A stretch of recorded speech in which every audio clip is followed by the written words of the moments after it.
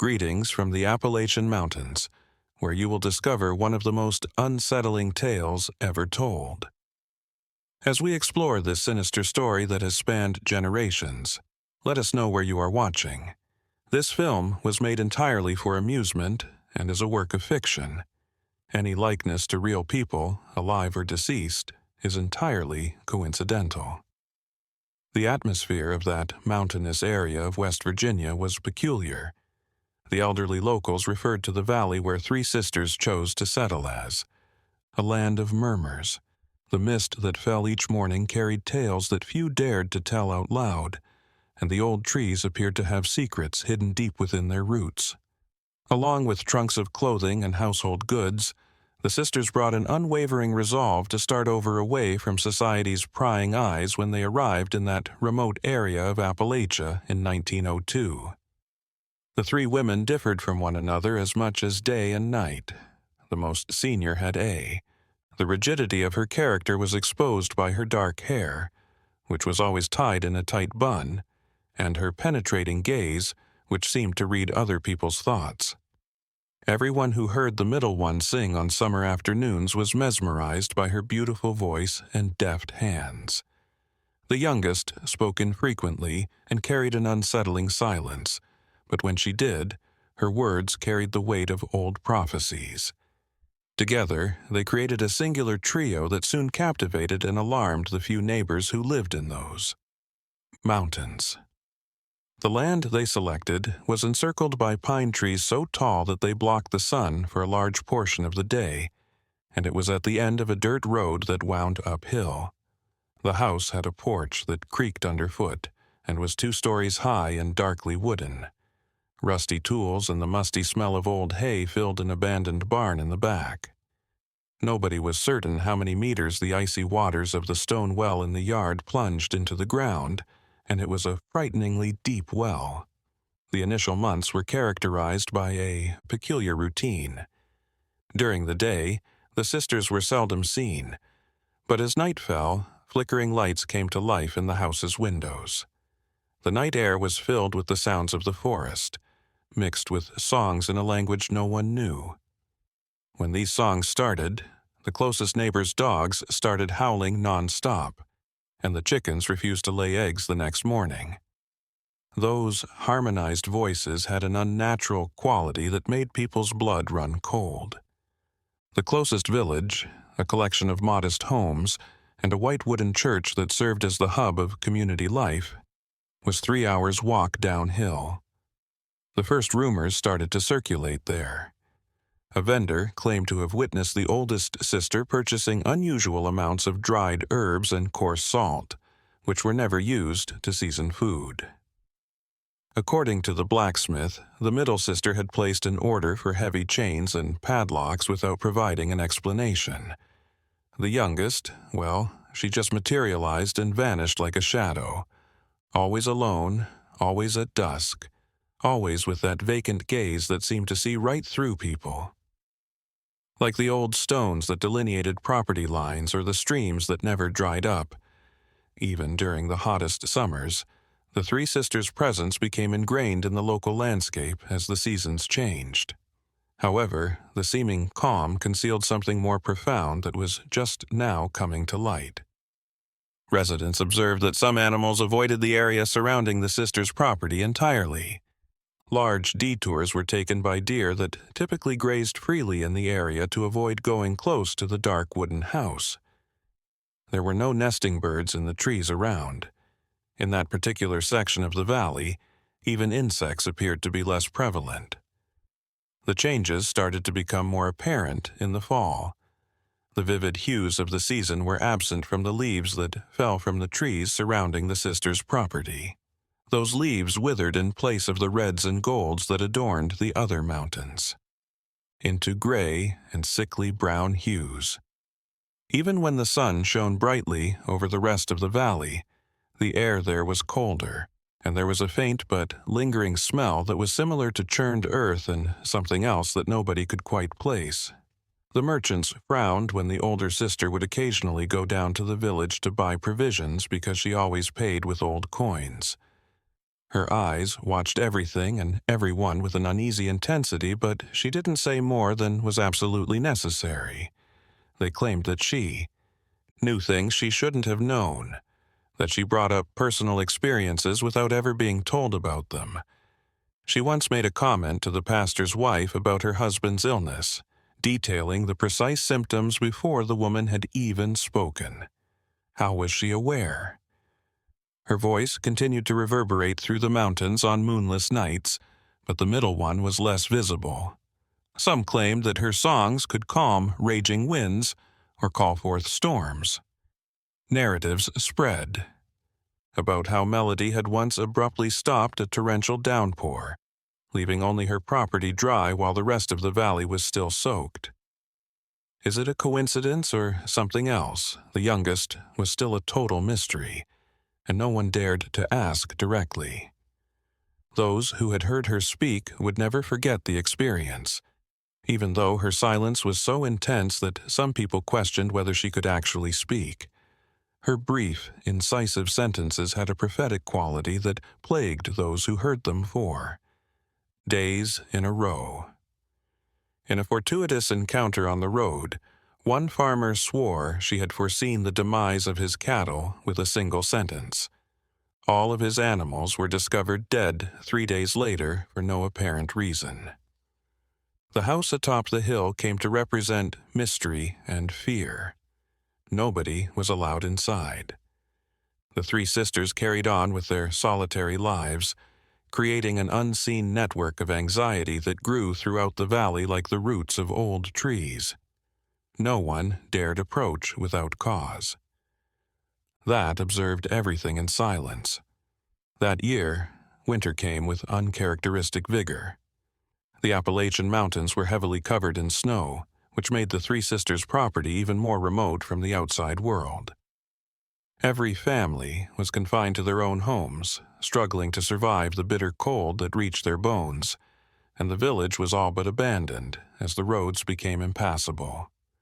However, lights persisted every night in the dark wooden house at the top of the hill, despite the storm, as though winter had no influence. That location. The first accounts of odd noises surfaced around this time. Something else was resonating through the forest instead of just songs. Rhythmic beats that seemed to originate from deep within the ground, as though someone were working in tunnels beneath the surface. The few courageous individuals who dared to approach the property during the day claimed to have heard hammering coming from nowhere, echoes that had no apparent source. The barn at the rear of the house was still closed, its doors secured with those bulky chains that months prior, the middle sister had placed in order. A journeyer who sought refuge during a particularly severe blizzard had an encounter that would alter his outlook for the rest of his life. He was lost and close to hypothermia when he saw the house's lights and hauled himself to the porch. With all of his remaining strength, he knocked on the door in the hopes of receiving the customary hospitality of the mountains.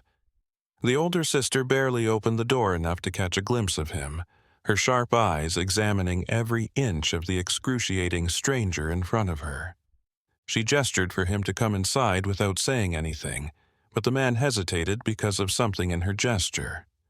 Through the crack in the door, the interior of the house was visible, with furniture covered in dark fabrics, dancing shadows on the walls, and a strong, eye-stinging scent of burning herbs. Despite the distant sight of lighted fireplaces, the traveler discovered that no heat was coming from within. The cold seemed to be a living thing in that room, defying the fire's attempts to expel it. He decided to take a chance on the storm and stumbled back into the forest in that flash of fear-induced insight. By some miracle, he was able to find a nearby cave and spend the night there. He vowed never to go near that property again. The valley saw minor but unnerving changes when the snows finally melted in the spring. During those winter months, the neighborhood surrounding the sisters' home appeared to have aged by decades. The trees' branches pointed in impossible directions, and their twisted trunks took on strange shapes. The earth was. There was complete silence in that area, as though even the wind was afraid to whisper there. It was characterized by circular patterns that formed symbols that were incomprehensible to anyone who saw them. During this time, the middle sister started going to the village more frequently. She went to the only location where people congregated, a small tavern that functioned as a hub for social interaction. She sat in the same dim corner every time, ordering only water and watching the other patrons with a mysterious smile on her face. She exuded a captivating presence and simultaneously repulsive effect. When she walked in, conversations ceased and only started up again in whispers.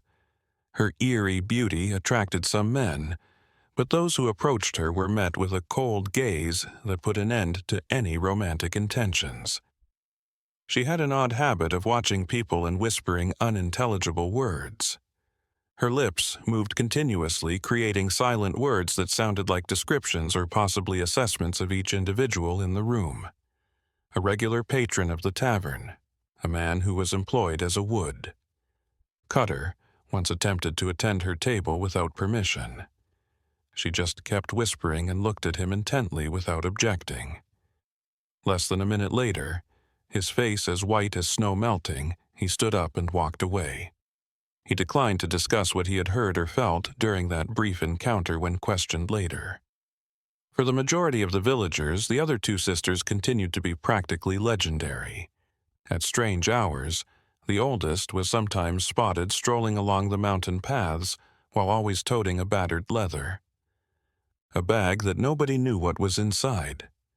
Whenever she stopped in a particular spot in the forest, she would kneel down and dig shallow holes with her bare hands, put something inside, and then cover it with earth and leaves again.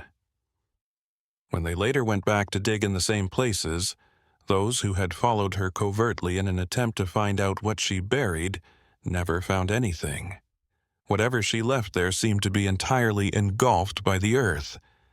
The youngest continued to exist as a silent ghost, coming and going, without any observable trend.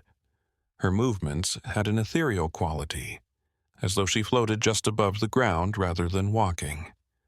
Her long, unkempt hair frequently covered half of her face, and her clothes always seemed to be moving, even in the absence of wind. When she did speak, there was an odd echo to her words, as though multiple voices were whispering at once with hers. Those who listened to her described the experience as having thoughts invade their minds that weren't their own. The summer brought. The sisters' property was surrounded by a consistent temperature that defied the seasons, despite the valley's oppressive heat. When flowers were planted too close to their land's boundaries, they withered before opening their petals. At night, when the full moon shone on the mountains, the insects that had ventured in that direction were discovered dead in perfect circles, their wings as fragile as glass. Within the house, shadows moved in shapes that were unrecognizable to any human being. A journeying. During that time, a pastor visited the village to provide spiritual services. After hearing the tales of the three sisters, he made the decision to visit them with the assurance of someone who thinks they are shielded by supernatural forces. With only a battered Bible and his unshakable faith, he ascended the hill on a sunny afternoon. 3 hours later, he staggered back to the village, looking like a man with a high fever.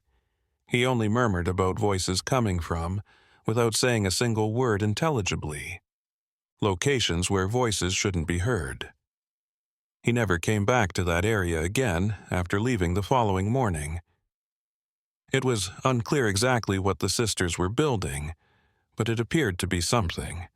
Construction noises, such as wood being torn, stones being piled, and metal being forged, came from the property at random times, always when the fog was at its worst and visibility was at its lowest. However, no new construction or obvious renovations were visible when someone was able to get close enough to observe. The barn and the house stayed the same, stayed closed, and all that was visible on the surrounding terrain were those progressively intricate circular designs carved into the earth. In the valley, there was a growing sense that something was coming, some unavoidable event that the three sisters were preparing for with unsettling accuracy. Every day, there was a sense of expectation in the air that no one could identify but that everyone felt in their hearts. People started to turn away from the hilltop property, as though simply staring there might draw unwelcome attention. The three sisters' voices would come together in a harmony that caused the valley itself to tremble on the darkest nights, when not even the stars could break through the thick darkness that covered the mountains. Few were ready to see the change that came with autumn's return to the Appalachian Valley. In addition to withering in sickly hues, the leaves falling from the trees surrounding the three sisters' property now appeared to create intentional patterns on the ground, as if they had been arranged overnight by an unseen hand. Perfect spirals, lines that converged toward the property's center, and designs that were painful to the eyes of anyone who spent too much time trying to understand them. The sisters' presence was causing nature to react in ways that were illogical. Around this time, the older sister started volunteering for the village. She subtly declared that she was knowledgeable about traditional remedies and medicinal herbs, which were techniques that had been handed down through the ages. Within her family, she took a cautious, almost shy approach, as though she was trying things out before going all in. Those who were so desperate that they disregarded the rumors and whose illnesses were incapable of being cured in those far-off mountains were the first to come to her for assistance. The effects were unsettlingly potent. After consuming a tea made by his older sister, a farmer who had endured years of persistent joint pain was fully recovered. A woman with blurry vision recovered her ability to see. Clarity following the application of a dark, vaguely indefinable ointment that had a damp, earthy smell.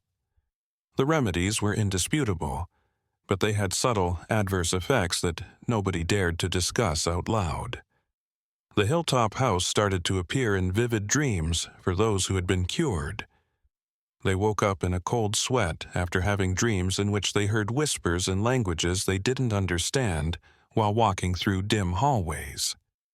In another way, the middle sister increased her visibility in the village. She volunteered her musical abilities for special occasions, promising prosperity and good fortune through her songs. Her first performance was at a harvest celebration, where she sang songs that the audience didn't recognize, but that spoke to their innermost feelings. The harvest that year exceeded all expectations, with grains yielding twice as much as usual, and vegetables reaching unusual sizes. However, when they were planted the following spring, the seeds that were saved from that harvest never sprouted, as though they had suddenly given all of their vitality. In the meantime, the younger sister continued to be mysterious, but she started showing up in people's lives at the most unexpected times. She attended funerals without invitation, watching from a distance with that vacant stare that seemed to absorb the sorrow of the bereaved.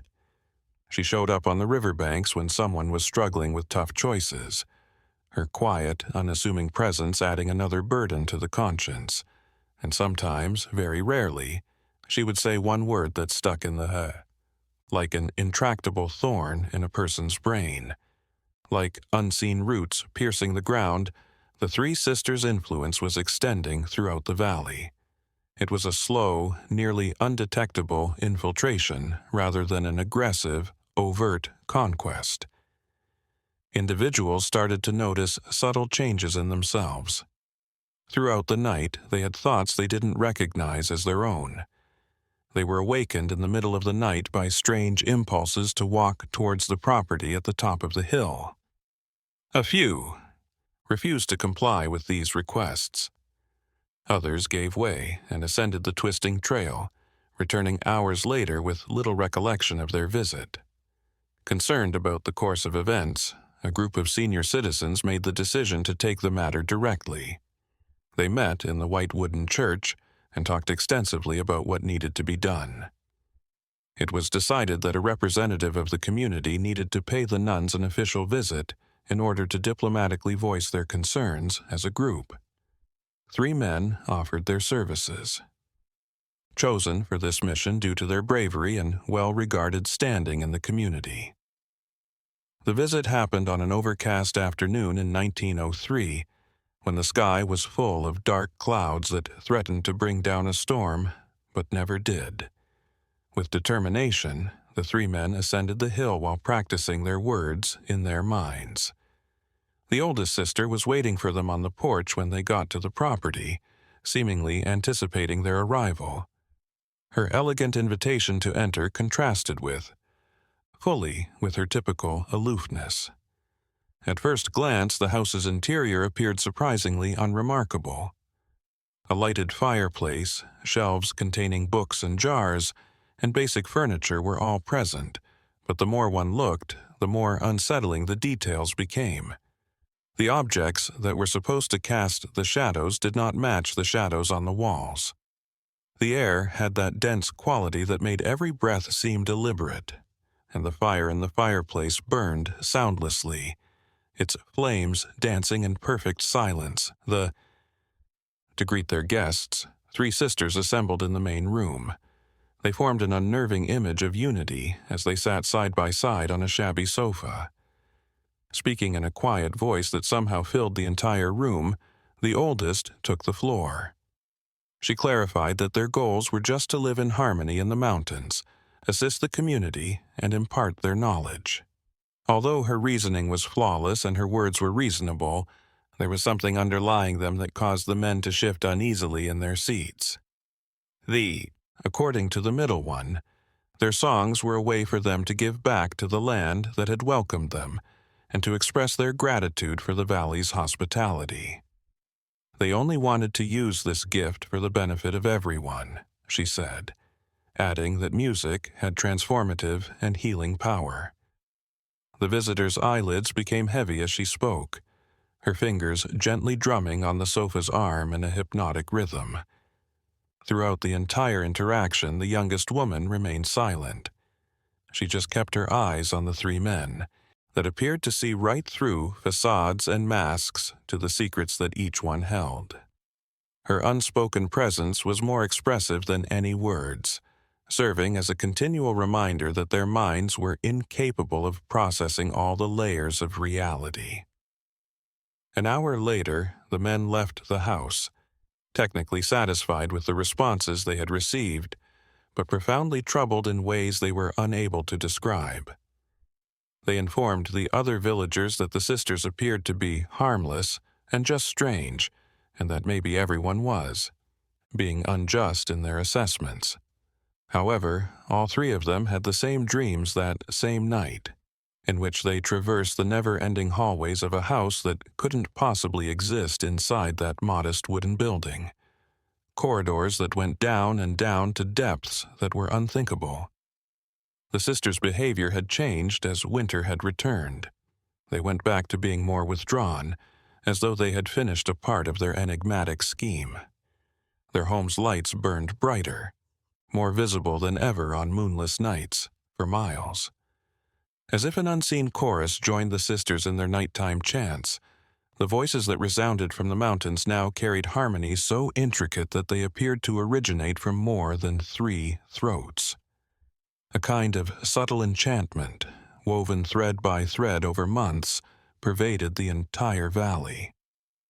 Although the 3 sisters' influence could not be entirely denied, no one was able to pinpoint its precise nature or mode of operation. It resembled being in a dream from which, when everything appeared normal on the surface but was drastically changed at deeper levels of reality, it was impossible to awaken. There was a persistent fog in the spring of 1904 that would not go away despite the intense midday sun. Like a translucent veil, this dense mist engulfed the Appalachian Valley, warping distances and making sounds travel through the humid air in peculiar ways. The property owned by the 3 sisters appeared to float above this mist, a dark island perched between the real and the imagined. The locals had grown used to seeing that dark wooden house on the horizon all the time. its windows like empty eyes watching everything from the top of the hill. Unusual occurrences started to occur more frequently during this season. Individuals reported discovering items in unexpected locations. Overnight, a kitchen knife would emerge embedded in the table in the living room. No one could identify the geometric patterns created by the neatly folded clothes. Mirror reflections were a little slow. Pictures, as though the silvery surface depicted the recent past rather than the present. Although each of these phenomena was subtle enough to be explained separately, taken as a whole, they created a mosaic of impossibilities that made people who focused too much question their sanity. The elder sister used more than just ointments and herbs for her healing. She started giving counsel that went beyond medicine and into the domains of destiny and the soul.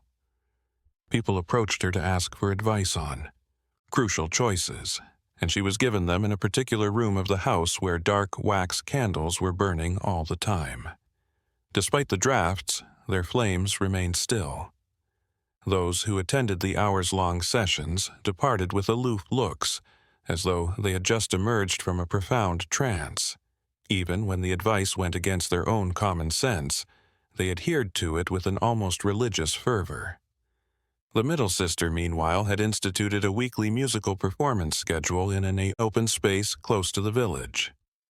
She only asked guests to bring food offerings or sentimental personal items. She did not charge for these performances. Her songs developed into even more intricate and mesmerizing melodies that seemed to have a life of their own and crept into listeners' dreams. Days later, some claimed to be able to hear these songs echoing in their minds during quiet times. The youngest sister persisted in living as a ghost, but was seen on the outskirts of known territory more often now. She would often stand at intersections for hours on end, observing people go by without ever speaking to them. Her presence in these key spots gave the impression that there were forks in the road, that every choice made there had additional weight, that the paths taken had enigmatic, magnified repercussions. Those who came into contact with her described experiencing an unexplainable urge to veer off course and take unplanned detours. The barn that spring, the property's rear was eventually opened. No ceremony or announcement was made. Just one day, the doors were thrown open and the chains were taken off. The contents were disappointing and extremely unsettling. With the exception of a single item in the middle, the area was empty. An enormous oval mirror with symbols that appeared to move when viewed from the exterior, framed in carved black wood. The barn's interior and the person looking into it were not reflected in the mirror. Rather, it displayed scenes that did not exist in that valley, locations with colors and geometry that are impossible to describe in human languages. The sisters started asking a few people to look at this mirror. They selected individuals according to undefined criteria. Individuals of various ages and situations who don't seem to have anything in common. Those who accepted went into the barn and stood in front of the mirror for different lengths of time. After a few minutes, some departed. Others stayed for several hours. They underwent subtle but noticeable changes when they first appeared. There was something glassy about their eyes. They showed an understanding of topics they had never studied, and their voices had echoes that had never existed before. It was no longer possible to deny or justify the three sisters' influence.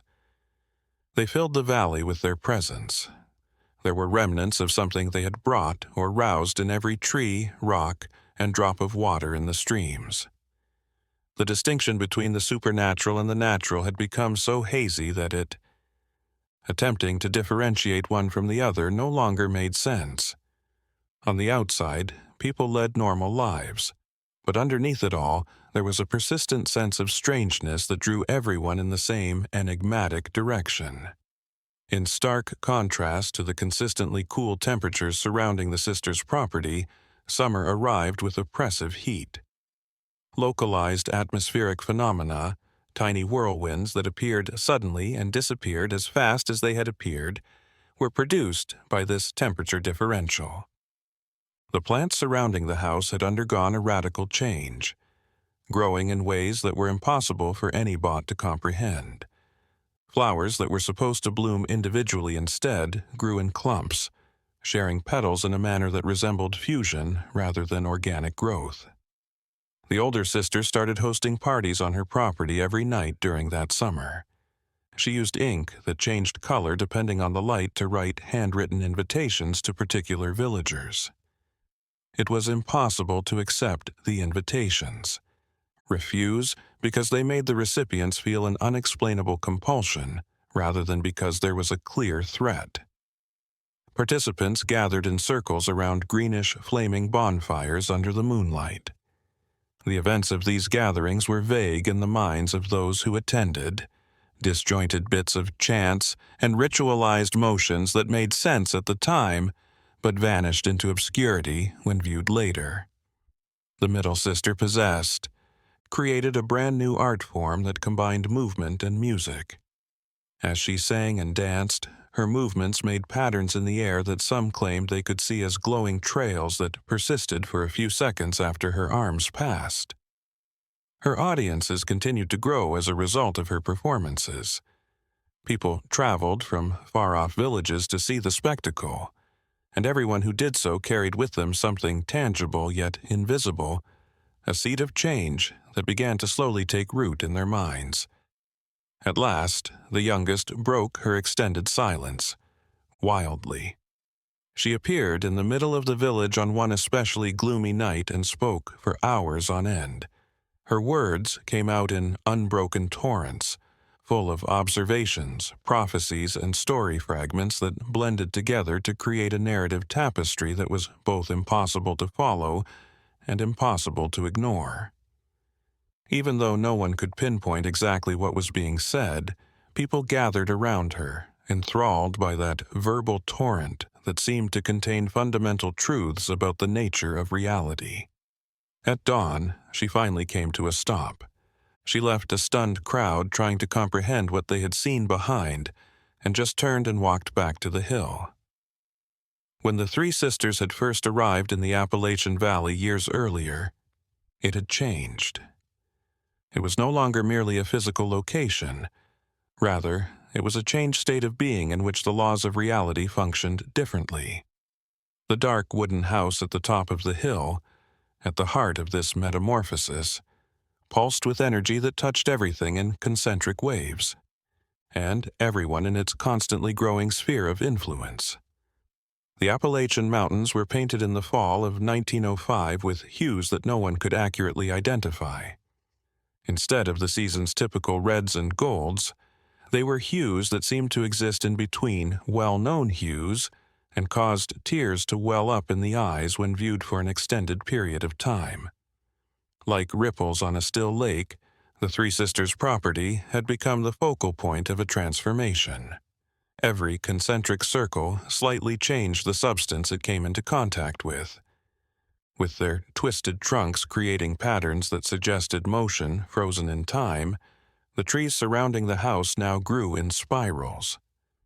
Something akin to a school of obscure knowledge had been established by the older sister, not just from the nearby village, but also from far-off communities who had heard about her teachings. People traveled great distances to learn from her.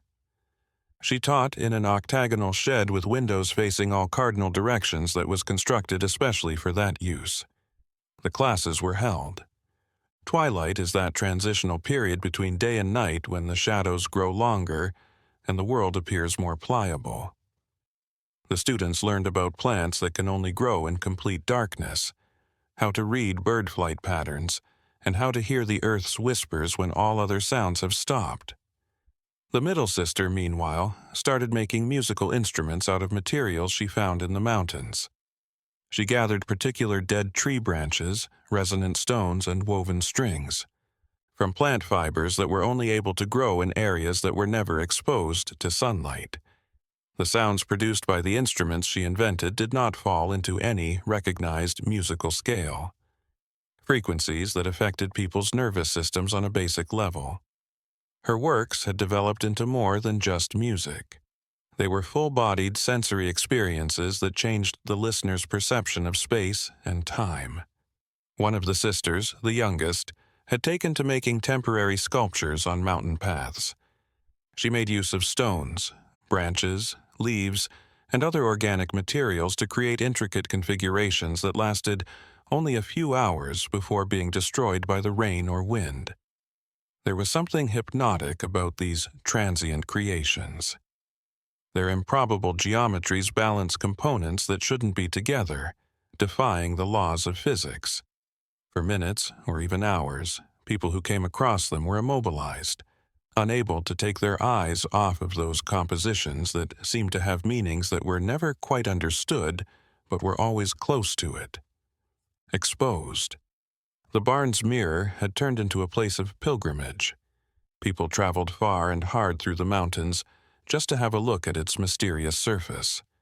The sisters exercised strict control over who could enter, selecting guests according to standards that even those selected were unaware of. Rejected people experienced a deep sense of loss, as though they had been deprived of something vital to their beings, and those who were accepted came out of the encounter radically changed, carrying knowledge that altered their interactions with the world, but that they were unable to express. The village started to show minor architectural changes during this time. Straight-line built homes started to exhibit small structural curves. Without anyone consciously changing them, doors that had previously opened inwards now opened outwards. Interiors that did not fully match the rooms behind them were reflected in windows. These changes occurred gradually enough that each person, although the change appeared to be minor, taken as a whole, they produced a feeling of dislocation in which nothing was precisely where it should be. The three sisters' influence had reached beyond the material world and into the realm of shared dreams. The people who lived in the valley started to talk about having similar dreams and nighttime experiences in which they encountered the same formless beings and strolled through the same unbelievable landscapes. A sort of unconscious collective consciousness was produced by these shared dreams, an underground network of experiences that formed an intangible but indisputable psychic fabric connecting all of the local residents. There was an unnatural stillness as winter arrived. A steady, gentle fall of flakes that seemed to fall in slow motion, taking minutes to descend from the sky to the ground, replaced the typical snowstorms.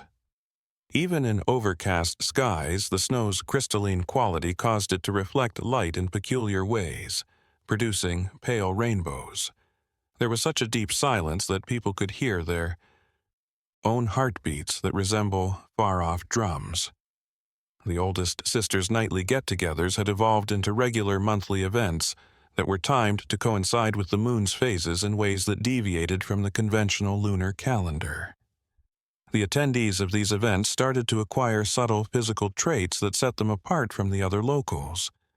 Their eyes produced glints that shouldn't be there because they reflected light in slightly different ways. Their tones conveyed subliminal harmonies that caused listeners to experience an odd chest resonance. They appeared to have a heightened awareness of their bodies in space as they moved with a fluid grace. In her musical performances, the middle sister had started to include visual components. She produced shapes that told stories without using words, shadow projections that danced on the surfaces around her, and visual narratives that went well with her sound compositions. The audiences stayed for these performances, which turned into all-night affairs. Awake from sunset until sunrise, totally engrossed in the multisensory experience she skillfully crafted. The youngest increased the size and complexity of her ephemeral sculpture installations, which now encompassed large portions of the forest. She built in hours what should have taken days, working at an unfathomable pace. Her designs created transient mazes that people could navigate, immersions in which new arrangements and impossibilities were revealed at every turn, resonated at deeper levels of consciousness, but defied logical comprehension. The boundary between the ordinary and the extraordinary had become so thin in the Appalachian Valley that they coexisted at the same time. People led lives that were both radically changed and perfectly normal. They went about their daily lives as they always have, waking, working, eating, and sleeping. However, beneath this outward normalcy, a current of ongoing change was at work, drawing them slowly but unavoidably toward a collective transformation that, despite its increasing proximity, remained uncertain. The three sisters had become inextricably linked to the place they called home, weaving their essences into the very fabric of local reality. They had become more than just physical presences. They had permeated every facet of valley life like unseen roots, and that dark wooden house on the hilltop kept watching everything, its windows like unblinking eyes, seeing the slow change of a whole valley into something fresh, something that had never been there before and maybe shouldn't have been. There was a noticeable hesitancy as the spring of 1906 emerged from the depths of winter, as though the season itself was hesitant to reach the Appalachian Valley. For weeks longer than anticipated, the flowers that were supposed to bloom vigorously remained closed buds, and when they opened at last, they showed petals with designs that looked like eyes looking everywhere, the streams that flowed through. The mountains started to flow in erratic rhythms, accelerating and decelerating without seeming to be connected to the Thor or the rains. The three sisters were the only ones who could hear the music that nature was dancing to.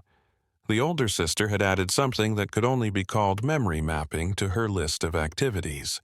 She worked with people who came to her for advice, guiding them through procedures that allowed them to relive both their own memories and pieces of experiences that appeared to belong to other people. Other times in different locations. These sessions were held in a specially set-up room with drawings on the walls that changed quietly when no one was looking at them. As a result of these experiences, participants had a broader perspective on who they were and saw themselves as belonging to something much older and more expansive than their own lives. In the meantime, a few students were being taught her musical art by the middle sister. However, her teachings went well beyond the norm. Instrumental methods, or singing. She demonstrated to them how to use the voice to produce vibrations that matched particular real-world frequencies, how to create sounds that have the ability to briefly cause objects to levitate, how to sing in a way that changed how the listener perceived time. In the deep mountain caves where her students practiced, echoes produced layers upon layers of harmony that grew more complex until it seemed as though the air itself solidified into audible sound waves.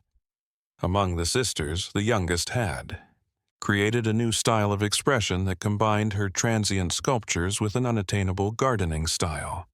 The plants that grew from the seeds she planted in intricate geometric patterns created living structures that were beyond the realm of botanical knowledge. In knots that shouldn't be mathematically possible, vines entwined. Fractal spirals of flowers grew, repeating on ever smaller scales until they vanished into microscopic invisibility. And each of these living things throbbed with a synchronized rhythm, as though they were all connected by a single, imperceptible circulatory system that ran through the ground. The mirror in the barn was no longer just a contemplative object. It now functioned as a gateway to experiences beyond mere observation. In addition to seeing impossible landscapes reflected on its surface, those who were invited to interact with it felt pulled into these visions and traveled through dimensions that existed in parallel to reality as we know it. When they returned, they carried with them shards of these alternate realities, tiny items that shouldn't have been there but continued to exist as palpable proof of their impossibly long journeys. There were a number of things that happened in the village that spring that couldn't be explained. Shadows started acting independently of the objects that cast them. They started to move on their own and occasionally continued to exist even after their sources had moved. Puddle reflections revealed somewhat different versions of the scenes they were meant to depict, as though they were preserving moments from other worlds in which minor details had transpired differently, and the air sometimes became heavier with scents that had nothing to do with any known plant or flower, scents that brought back memories of places no one had ever visited. The three sisters had developed a habit of hiking through the mountains in unison. Every morning, they would leave their property and travel in various directions, following their routes. That, when mapped, created perfect triangles. They made minute changes to the surroundings during these hikes, which added up over time.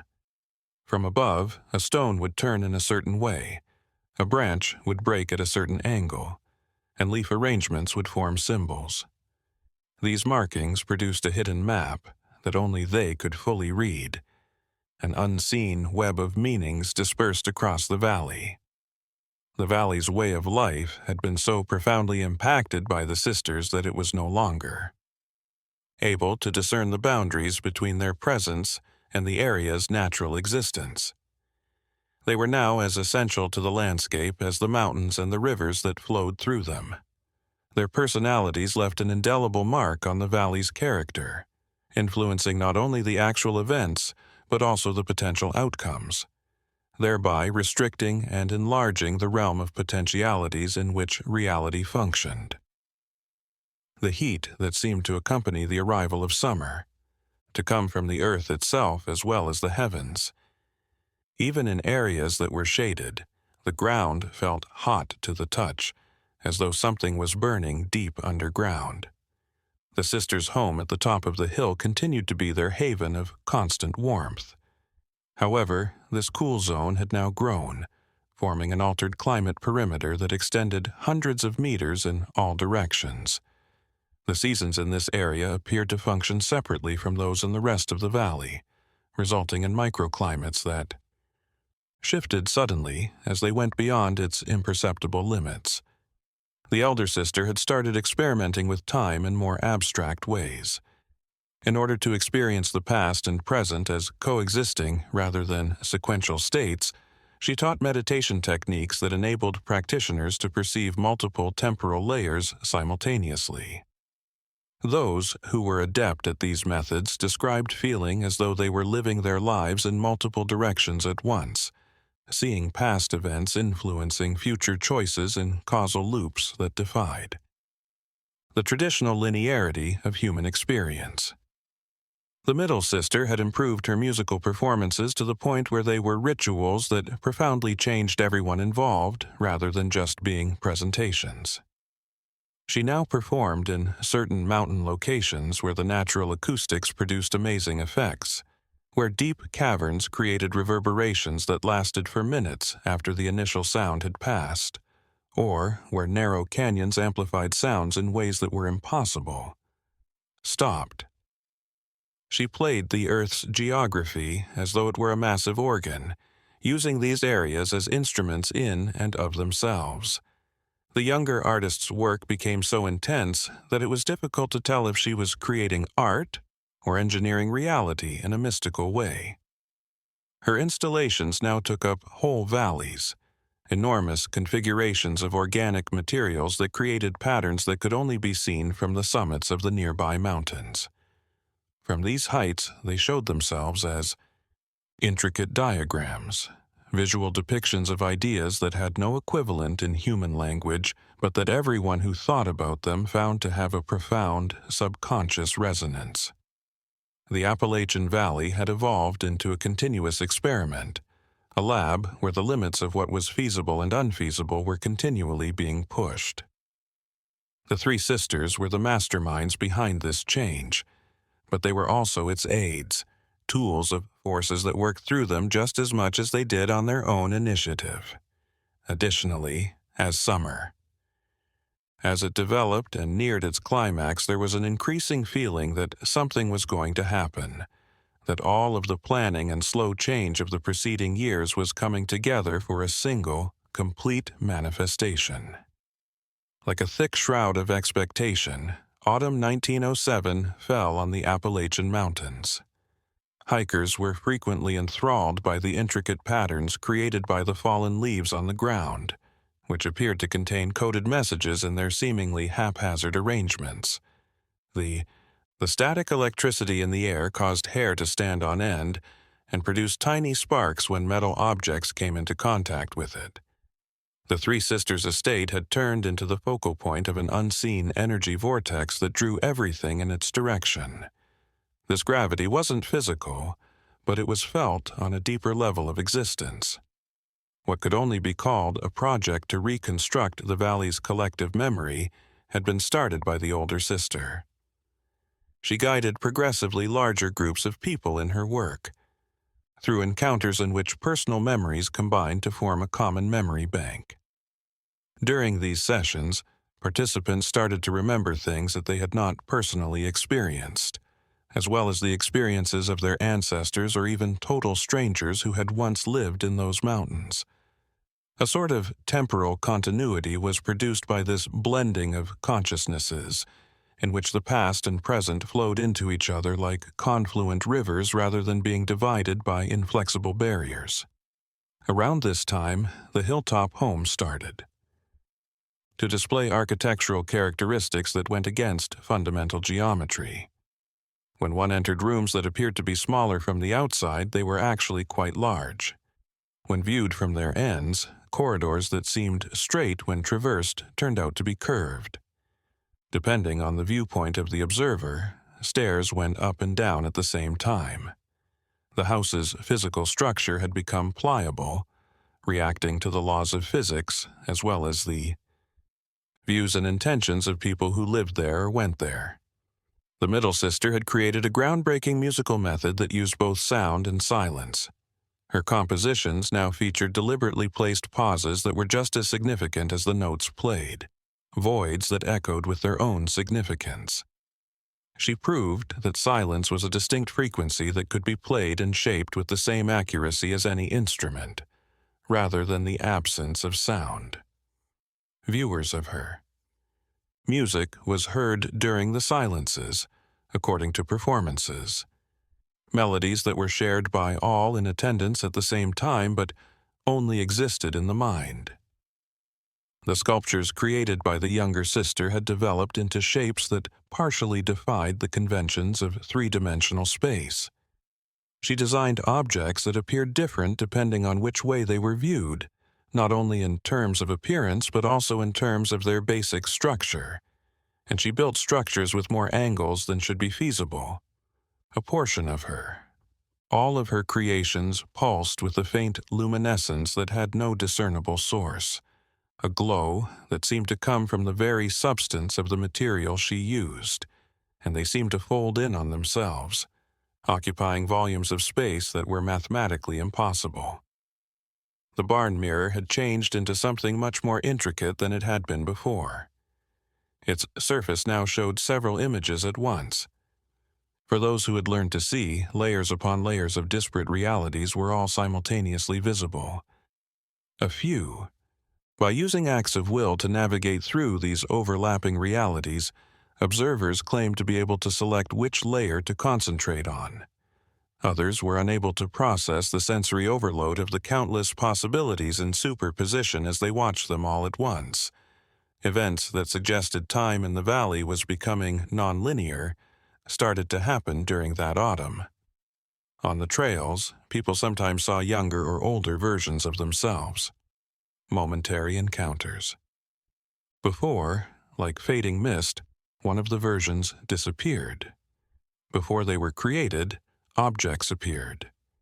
Before anyone could forge them, tools appeared ready-made.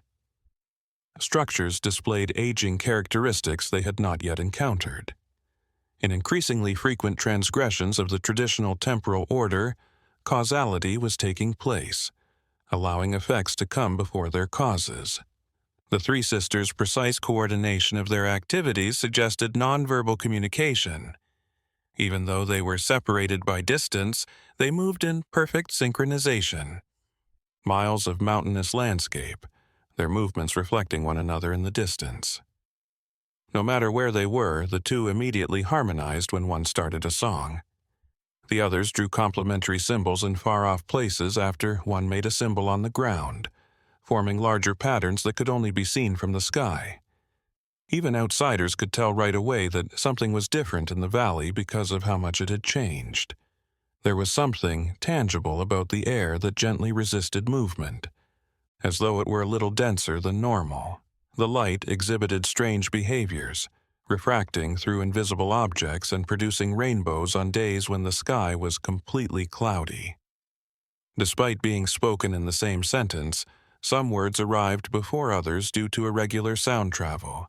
And even in the most solitary moments, there was a presence, a pervasive awareness that pervaded everything, a sense of being watched. The older sisters' nightly gatherings had evolved into occasions that profoundly changed those who took part. They were initiations into increasingly profound levels of transformed understanding rather than merely meetings.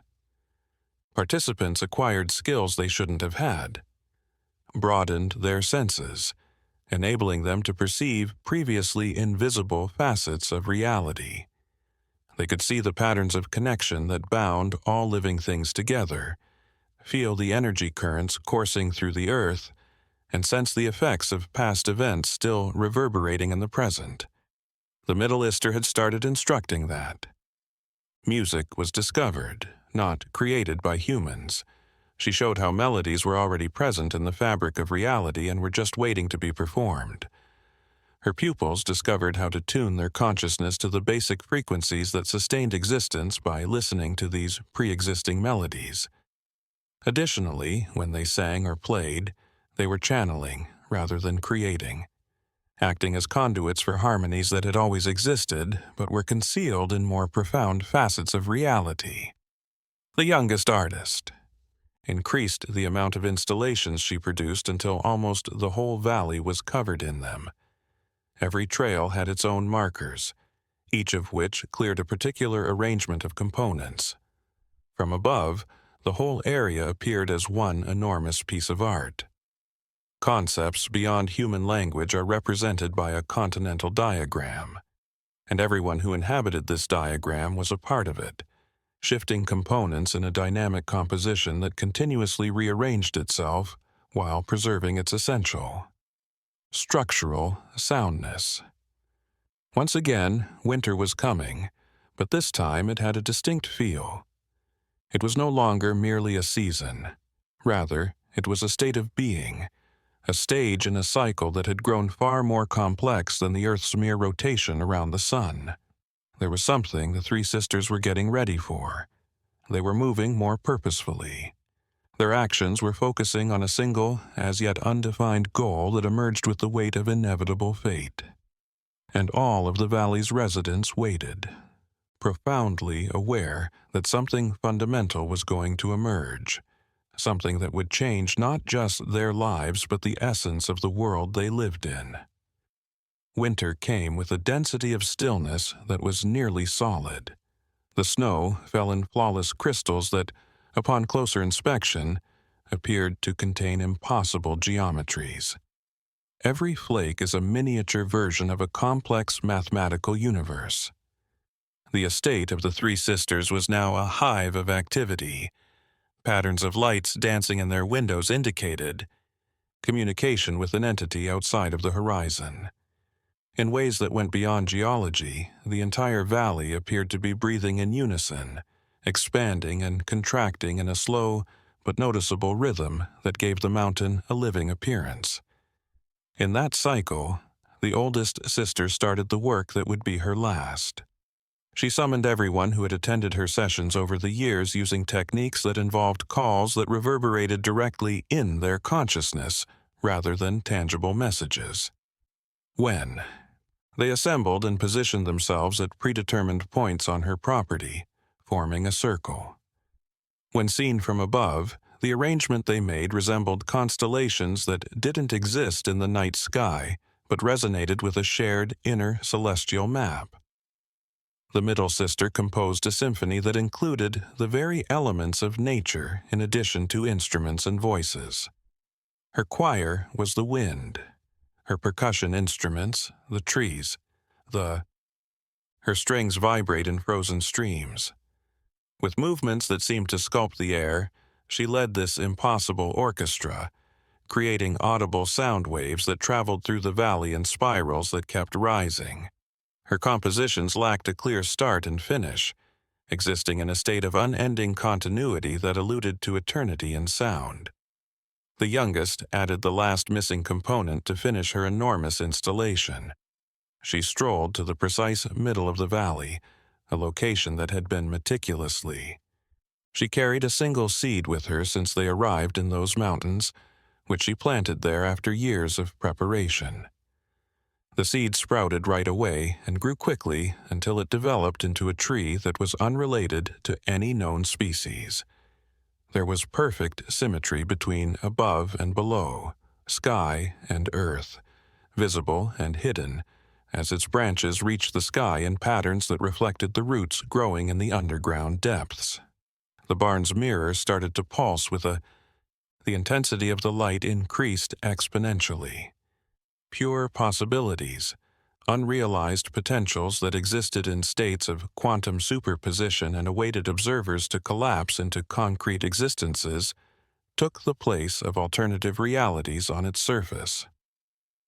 The moment of convergence had come, and those who had been ready for years knew instinctively that all the preparations, all the ceremonies, all the slow changes were coming to a head at that one moment. The three sisters formed a perfect triangle by positioning themselves at equal distances around the recently grown tree. Their voices blended into a song that appeared to be coming from nowhere and everywhere at the same time.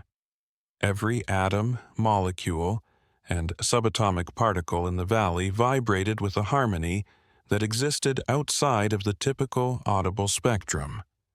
The intensity of the song increased until the solid air started to visibly ripple through space, resembling three-dimensional waves on a lake. The whole valley reacted to the call. Instead of shaking violently, the earth shook with recognition, as though it had awoken from a millennial slumber. The song was echoed by the mountains, whose rocky masses transformed into enormous tuning forks that altered and amplified the three sisters' frequencies. The sky above opened in clarity rather than in a storm.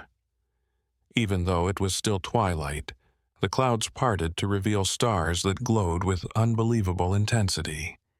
Then, when everything was ready, at the point of maximum convergence, at the same time, a fundamental shift occurred in the local reality's structure. It was a gradual shift from one state of being to another rather than a dramatic or catastrophic one. The valley and the people who lived there did not vanish. However, their existence had undergone a significant transformation.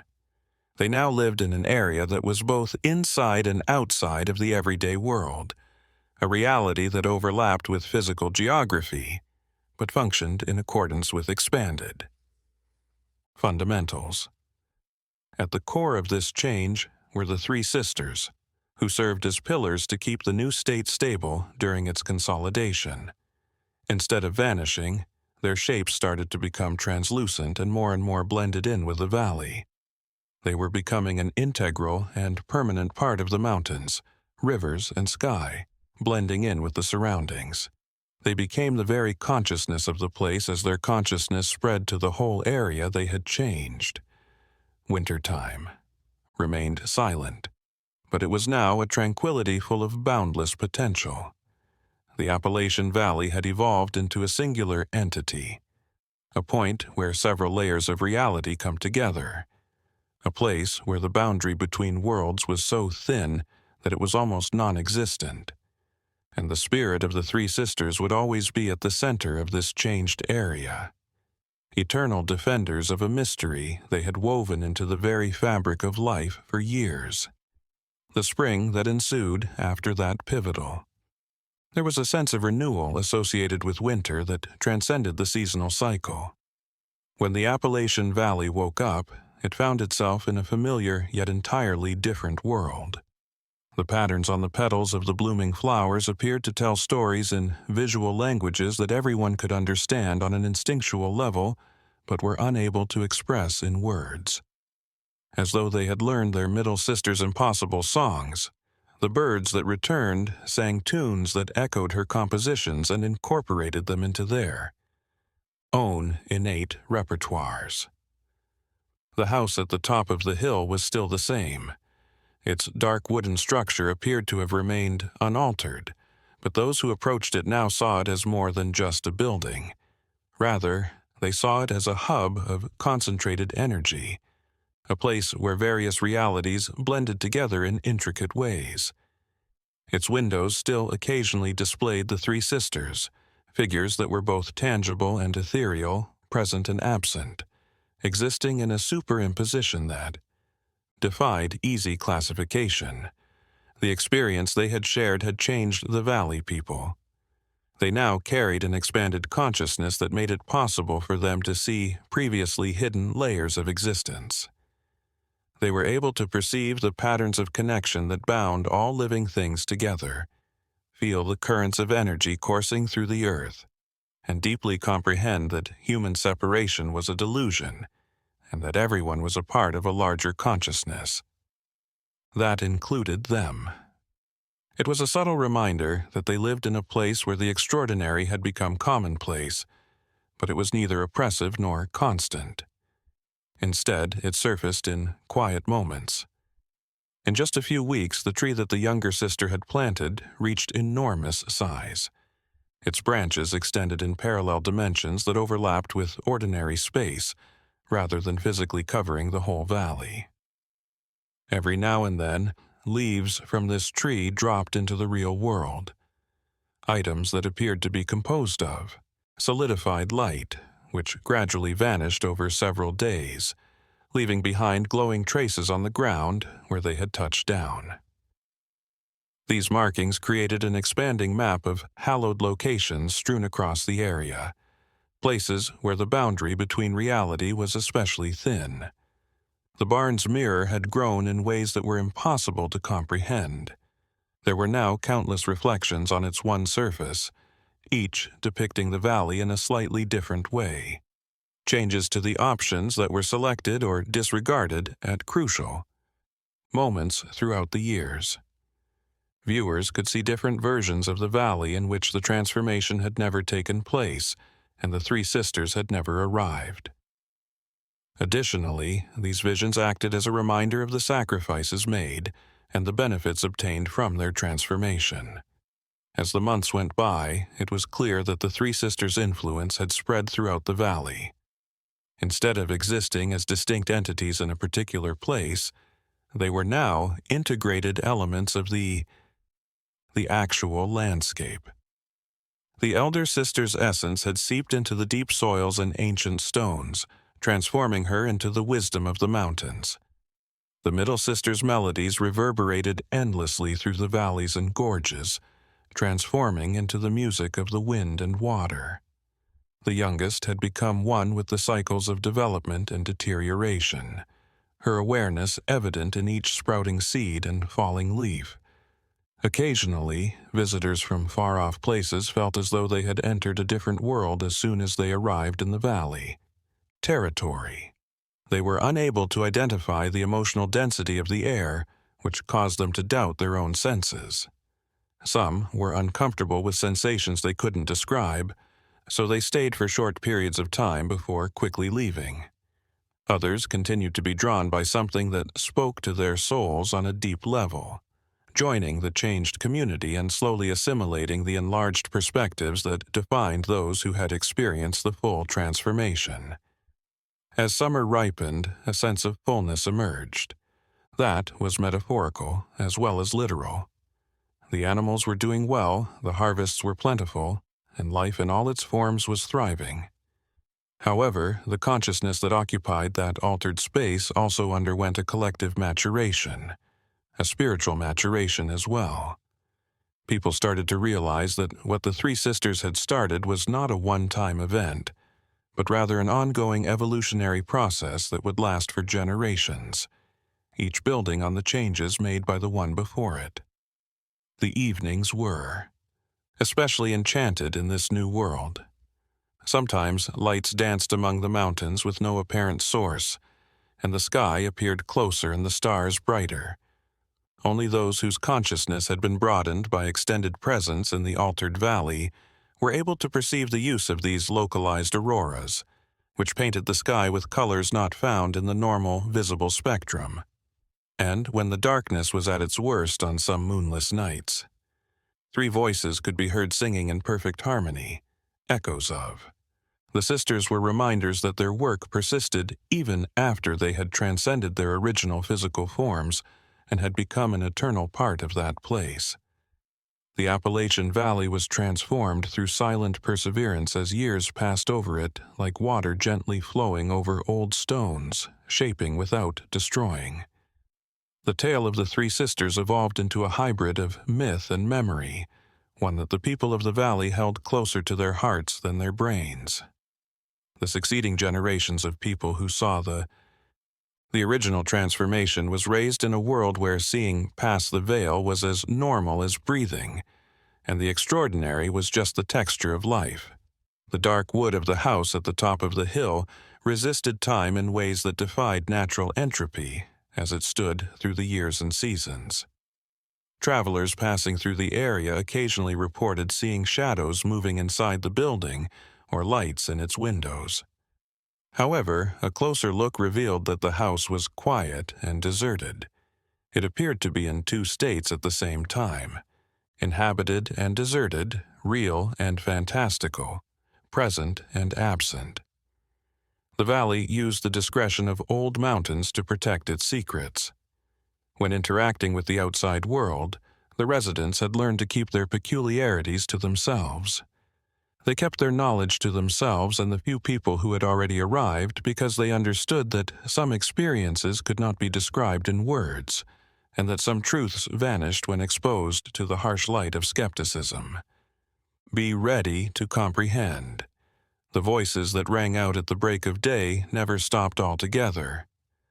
That impossible harmony could still be heard floating through the air on some mornings when the mountains were covered in mist and everything seemed to be in a state of suspended wakefulness and sleep.